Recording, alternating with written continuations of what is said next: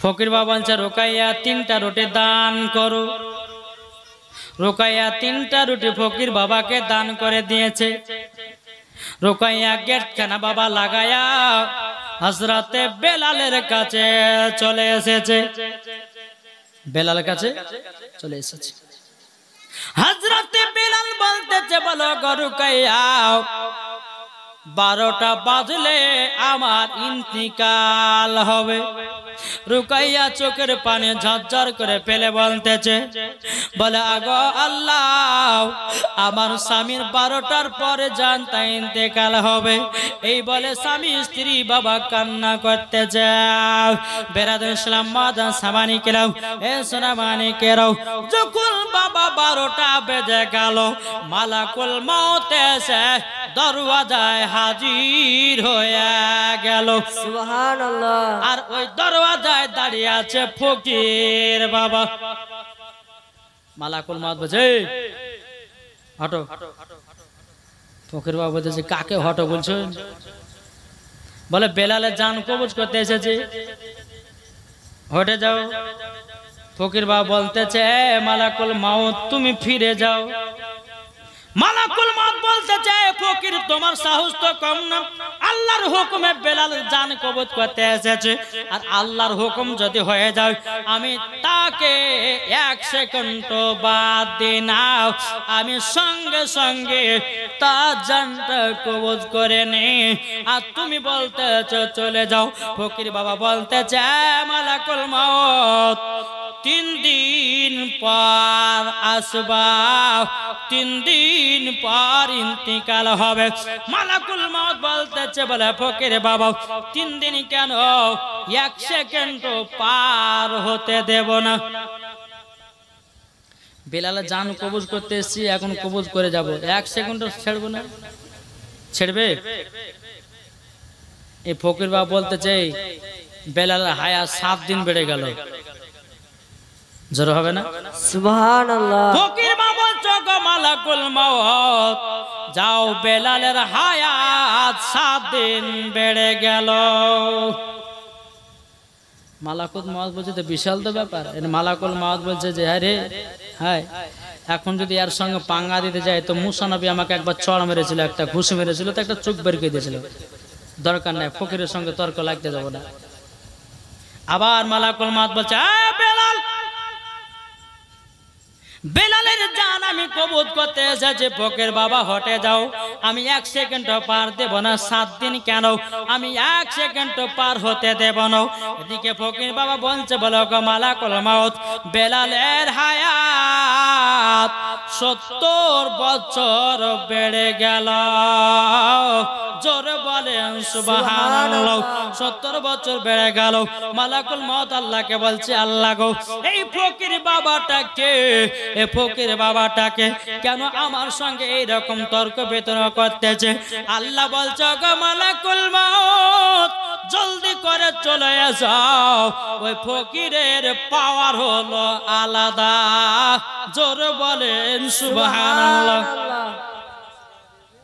একজন 100 টাকা দিয়েছে, তোমার আম্মা দিয়েছে 1 বস্তা, 128 টাকা দিয়েছে। নারায়ে তাকবীর, নারায়ে রিসালাত। আল্লাহ কথা দান কেন কবুল করে নিন। জোরে করেন আল্লাহুম্মা আমিন। আল্লাহ যার সাথে জেনে দিয়েছে দান, আল্লাহ গো ওই মা জননীকে মা ফাতেমার মতো করে নিও নারী। জোরে বলেন না সুবহানাল্লাহ।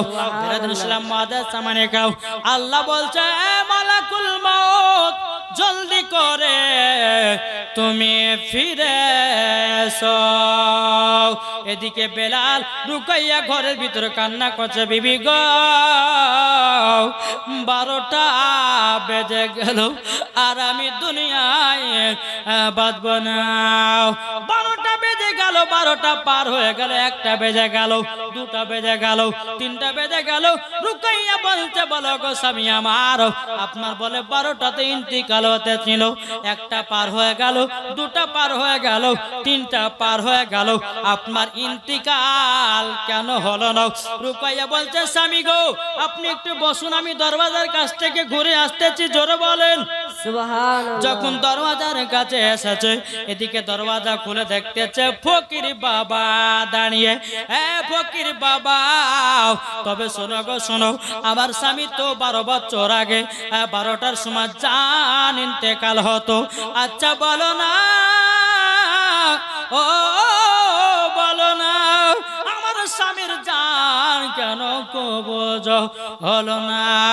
ফকির বাবা বলছ, রুকাইয়া তোমার স্বামীর হায়াত বেড়ে গেছে 70 বছর। সুবহানাল্লাহ। রুকাইয়া এত আনন্দ, এত ফুর্তি, এত খুশি, স্বামীর কাছে এসে বলছে, স্বামী গো আপনার নসিব খুলে গেছে, আল্লাহ পাক আল্লাহ তাআলা আপনার হায়াত 70 বছর বেড়িয়ে দিয়েছে। জোরে বলেন সুবহানাল্লাহ। এদিকে বেরাদর ইসলাম মাদার সামানে کرام, আল্লাহর ফেরেশতা মালাকুল মউত বলছে, আল্লাহ গো ওই ফকির বাবাটাকে আমার সঙ্গে তর্ক লাগাতে ছিল, একবার বলুন না ফকির বাবাটাকে আপনারা কি শোনার ইচ্ছা আছে? ফকির বাবাটাকে আচ্ছা বলুন, মালাকুল মউত যদি কাউরে জান ইন্তেকাল করতে যায়, আপনি যদি বলেন যে মালাকুল মউত ফিরে যান, আপনাকে 10 লাখ টাকা দিতে যাবে? জি, ইসরাইল আলাইহিস সালাম কখনো ঘুষ খায় না, সুদ খায় না। যখনই মরণের টাইম হবে, ওই টাইমের ভিতরে জান কবজ করতে আসবে। কি গো, ঠিক না? বাবাদের সোনা মানিকেরা, চিন্তা ভাবনা করুন, এই ফকির বাবাটাকে আপনারা যদি শুনতে চান, আমার 2টে ভাই 100 টাকা করে দেন, দেন হবে না? কি গো, নাই বলছে হুজুর আজকে বাদ দেন, আর দিছি না, এখনো 4 দিন পড়ে আছে, দিতে হবে নাকি? বলছে আপনি কি নাম? আকমান। এদিন আকমান ভাই আমার 100 টাকা দিয়েছে। নারে তাকবীর, নারে রিসালাত। আকমান ভাই 100 টাকার দাতা। জোরে বলুন জিন্দাবাদ। আল্লাহ গো তিনার দানকে কবুল করুন। জোরে বলেন আল্লাহ মাবিন। বেরাদর ইসলাম মুআদ্দাস সামানি کرام, আল্লাহ পাক আল্লাহ তাআলা যেন সকলের দানগুলো কবুল করে। জোরে বলুন আল্লাহ মাবিন। আহা সুবহানাল্লাহ। বাবাজি এখন 3 জনাতে 100 করে 300 টাকা দিয়েছে। নারে তাকবীর, নারে রিসালাত। আল্লাহ তিনাদের দানকে কবুল করে নিন। জোরে বলেন আল্লাহ মাবিন। বাবাজি মুসলমান সোনা মানিকেরা, চলুন ওই ফকির বাবাটাকে বাবাজি হযরতে ওয়াইস করুনি। জোরে বলেন সুবহানাল্লাহ। এই ওয়াইস করুনিটাকে আমার নবীজিকে মোহাব্বত করেছে, আমার নবীজির শরীর মুবারকের জুব্বা ওয়াইস করুনি পেয়েছে। হযরত উমর ফারুক নবীর জুব্বা পায় নাই, হযরত আপনার কি নাও উমর ফারুক নবীর জুব্বা পায় নাই, আবু বকর সিদ্দিক পায় নাই, হযরত আলী পায় নাই নবীর জুব্বা। বেরাদর ইসলাম ইমাম হাসান ইমাম হুসাইন পায় নাই, আমার নবীজির জুব্বা পেয়েছে বাবা যে হযরত ওয়াইস করুনি। জোরে বলেন সুবহানাল্লাহ। আর একজন ভাই আমার 200 টাকা দিয়েছে, আল্লাহ গো তিনার দানটা কবুল করুন। বেরাদর ইসলাম মুআদ্দাস সামানে کرام, মালাকুল মউত বলছে আল্লাহ এ ফকিরের পাওয়ার হলো কেমনে? বলছে শুনে নাও, আমার নবীজির শরীর মুবারকের জুব্বা তিনার শরীরে পরিধান করেছে, তারই জন্য পাওয়ার আমি বাড়ায়া দিয়েছি। সুবহানাল্লাহ। বাবাজি তাইলে চিন্তা করুন, যেই নবীজির জুব্বা মুবারক আপনার কিনা ওয়াইস করুনি গায়ে দিয়েছে, বাবাজি তার ক্ষমতা আল্লাহ বাড়িয়ে দিয়েছে। তাইলে বলেন নবীর প্রতি দুরূদ পড়লে ক্ষমতা বাড়াবে কি বাড়াবে না? নবীর প্রতি সালাম করলে পরে আপনার ক্ষমতা বাড়াবে কি বাড়াবে না? ও যুবকেরা, ও মা কালা শুনে যার রাতের বেলা মা জননী, কবরে যদি শান্তি পেতে চান নবীর প্রতি বেশি বেশি করে দুরূদ পড়তে থাকো। যদি দুরূদ পড়তে পড়তে মরণ হয়ে যায় তাইলে পরে মরার পরে জান্নাতি হয়ে যাবে। জোরে বলেন। এদিকে বেরাদ ইসলাম মুআজ্জাজ সামানে কিরাম, ওগো আমার সোনা মানিকেরাও, হযরতে বেলাল রাদিয়াল্লাহু তাআলা আনহু আমার নবীজির কাছে যাচ্ছেন। যাওয়ার পরে বলছে, নবী গো, আমার আল্লাহ হায়াত বাড়িয়ে দিয়েছে 70 বছর। জোরে বলেন সুবহানাল্লাহ। আমার নবী বলছে, বেলাল 70 বছর হায়াত বাড়িয়ে দিয়েছে? বলে হ্যাঁ। তাহলে এক কাজ করো, আমার সাথে একটা কাজে চলো। বলো কোথায় গো নবী? বলে কাবাতে চলো। বলে কেন? বলে কাবাতে গিয়া সর্বপ্রথমে কাবার ছাদের উপরে আজানের ধ্বনি দেব। জোরে বলেন। আজানের ধ্বনি দেব, আজান দেব কাবা শরীফের ছাদের উপরে। হযরতে বেলাল রাদিয়াল্লাহু তাআলা আনহুকে বেরাদ ইসলাম মুআজ্জাজ সামানে কিরাম কাবা শরীফের ছাদের উপরে কাছে নিয়ে আসলেন।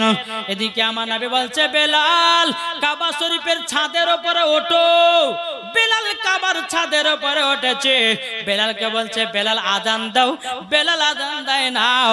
একবার বসতেছে, একবার উঠতেছে, একবার বসতেছে, একবার উঠতেছে। আমার আল্লাহ বলতেছে, আমার নবী বলতেছে, গো বেলাল, তোমাকে আজান দেওয়ার জন্য কাবা শরীফের ছাদের উপরে ওঠালাম।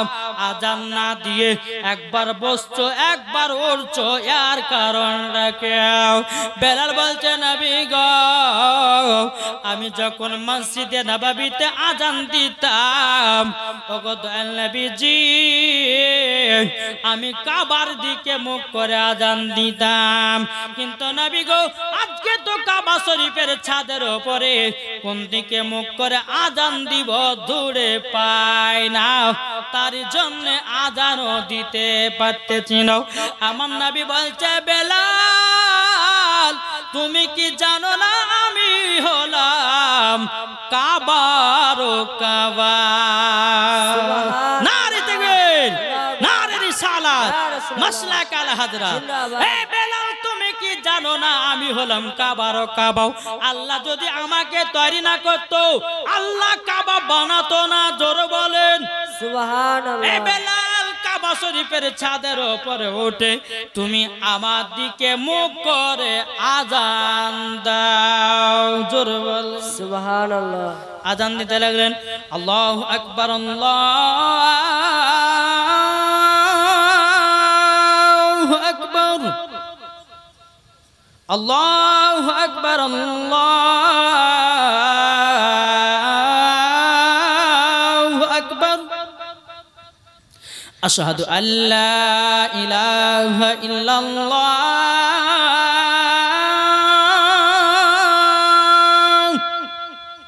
আশহাদু আল্লা ইলাহা ইল্লাল্লাহ, আশহাদু আন্না মুহাম্মাদার রাসূলুল্লাহ,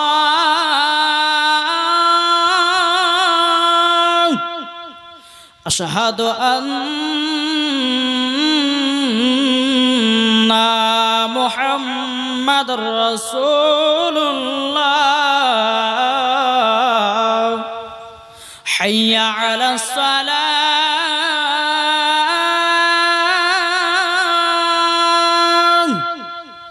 হাইয়া আলাস সালাহ,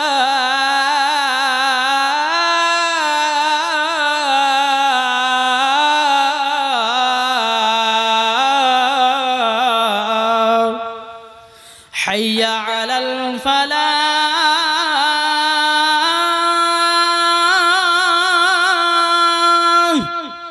হাইয়া আলাল ফালাহ।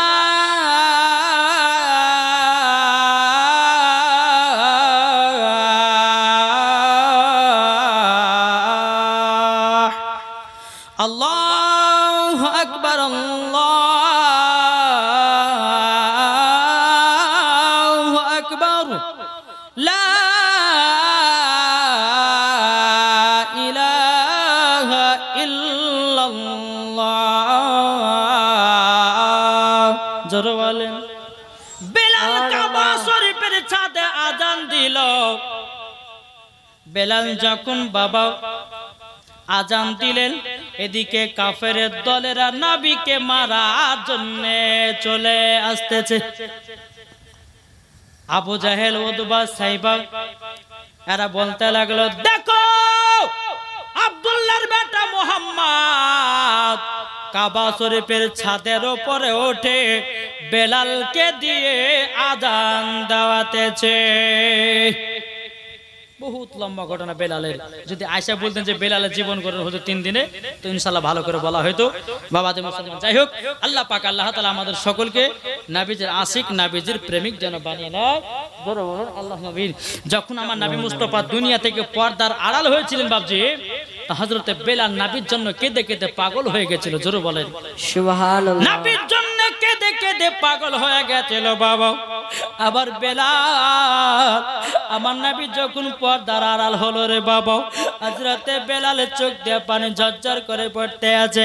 নবীকে যখন বাবা পর্দার আড়াল করা হলো, মক্কাবাসীরা বলছে, মদিনাবাসীরা বলছো, গো বেলাল তুমি আযান দাও। বেলাল যখন বাবা আজান দিতে লাগলো মসজিদে নববীতে বাবা, আল্লাহু আকবার, আল্লাহু আকবার, যখন বাবা আমার নবী মুস্তাফার নাম মোবারক খানা যখন চলে আসতেন, আশহাদু আন্না মুহাম্মাদুর রাসূলুল্লাহ, অমনি যখন বাবা এই কথা বলতেন, হযরত বেলাল বেহুশ হয়ে যেত। সুবহানাল্লাহ। বেলাল বাবা নবীর ইন্তিকালের পরে আর মসজিদে নববীতে আজান দিত না রে বাবা, আজান দিত না। বেরাদুল ইসলাম মাদার সামানিকরাও, যখন বেলালের জ্ঞান ফিরতো, নবীর সাহাবীরা বলতো, বেলাল গো আজান দিতে দিতে তুমি বেহুশ হয়ে যেতে কেন?